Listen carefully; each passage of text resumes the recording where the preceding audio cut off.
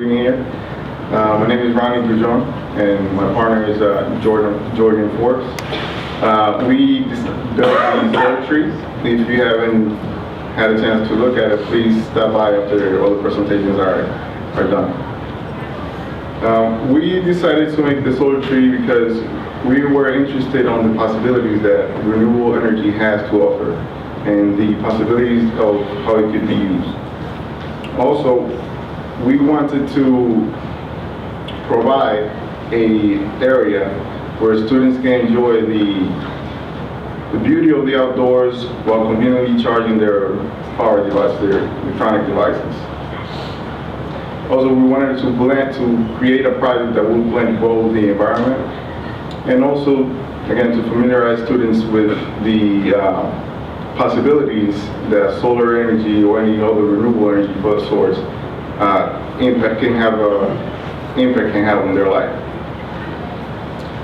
And to provide a design where it could be aesthetically pleasing and useful.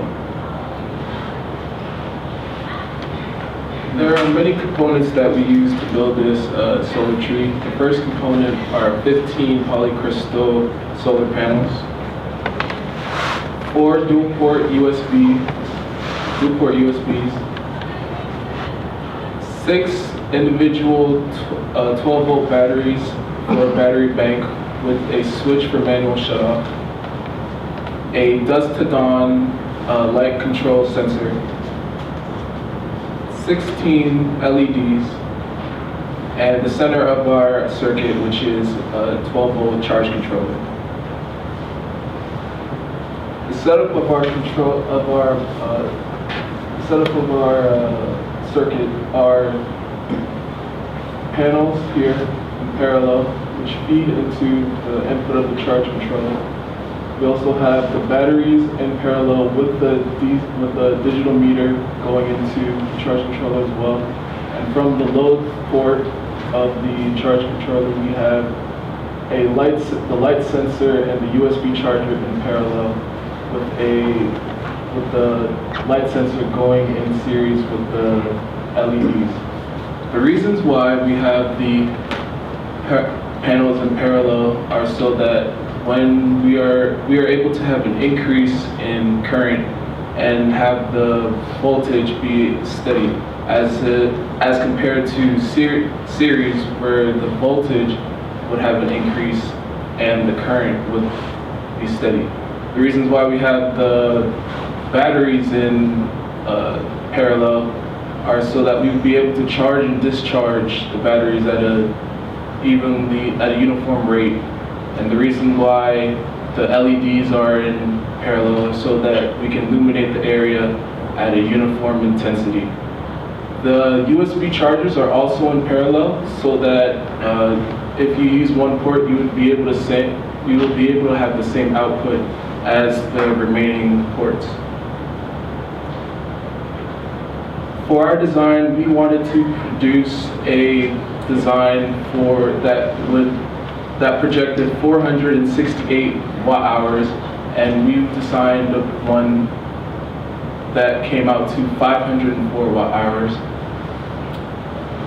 The readings that we received from the panels itself, the highest during clear skies were 22 volts, and during cloudy weather, 19.4 volts. And now to give you a little background on the tree.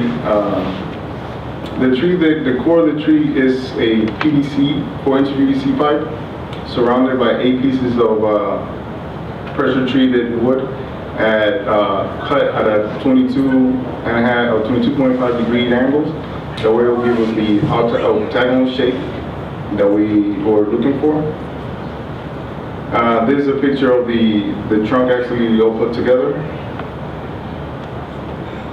Here is Mr. Forbes cutting supports for the benches. Here is pretty much the skeleton of the tree, the trunk and the supports for the benches and the table. Here we are starting to install the solar panels. picture of Just Truth. Again, here's Mr. Forbes wiring all the panels up there. Everything was up there. All the panels were on top of the tree. In this picture, we wanted to show it so you can see how our batteries are wired in parallel, where all the positives go together and all the negatives together.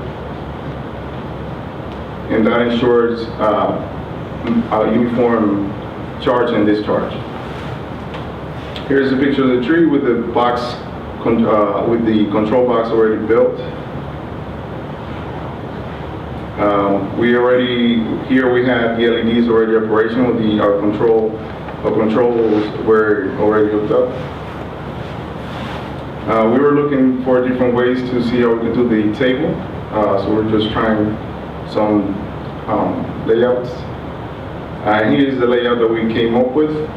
It's a octagonal-shaped table with triangle-shaped benches.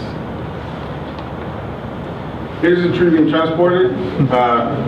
We're not affiliated with U-Haul, so we're not promoting it. Here's the tree where it currently sits at, right outside the building, where we were so fortunate to allow to be put up. And here's the tree illuminated at night. After the sunlight goes off, goes down, the light sensor completes the lighting circuit and turns all the power on. And of course, this project was not without its challenges. We had to take our polarity. Times were stressful at times. So stressful that Mr. Forbes had to take out a timeout.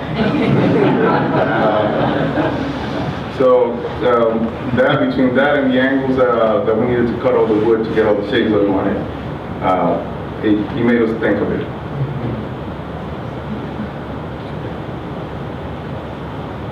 We learned a lot from this project. One thing that we learned were the components of a solar system and how well they worked with one another. And we also learned how to estimate available energy. If we were given more time on this project, things that we would like to include but aren't limited to are installing Wi-Fi adapters or amplifiers to widen the range of services from the college. Also inverter to power devices that supply off of AC voltage. A bigger setup to charge larger devices, and also shading under the panels to provide shading for individuals sitting under the tree. Based on our research, we found similar products that ranged for about $8,000 to $10,000, and we believe based on our the amount of money we put in and the labor, our price should range to about $4,000.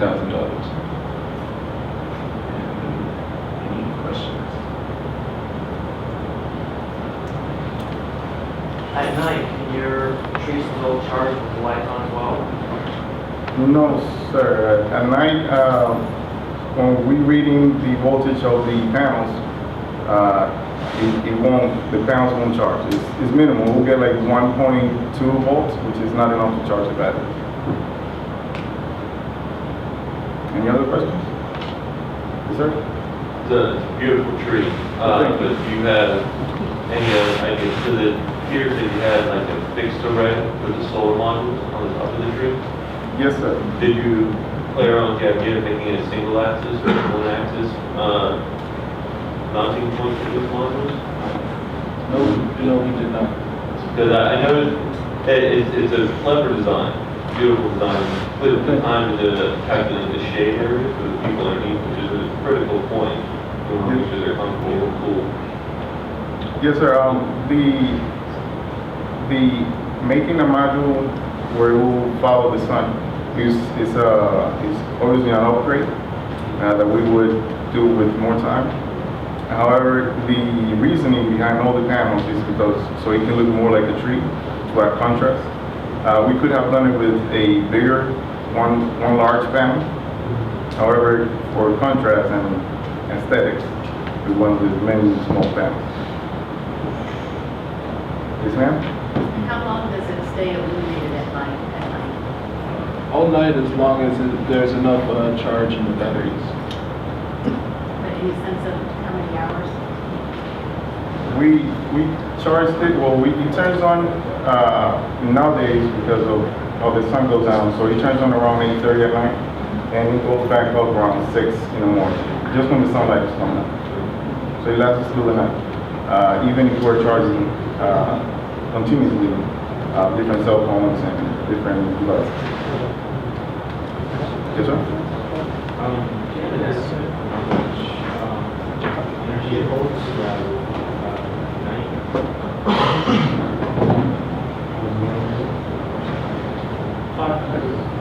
That was the 504 watt hours that were estimated. In your research, did you find any ways to implement solar concentrators or luminescent solar panels? No, we did not. We did not. Any other questions? All right, well, thank you. We just want to thank the Professor Oleg and all the other teachers that helped us out a whole lot. And times we felt like they were our parents. Thanks for pushing us, and we really certainly appreciate it.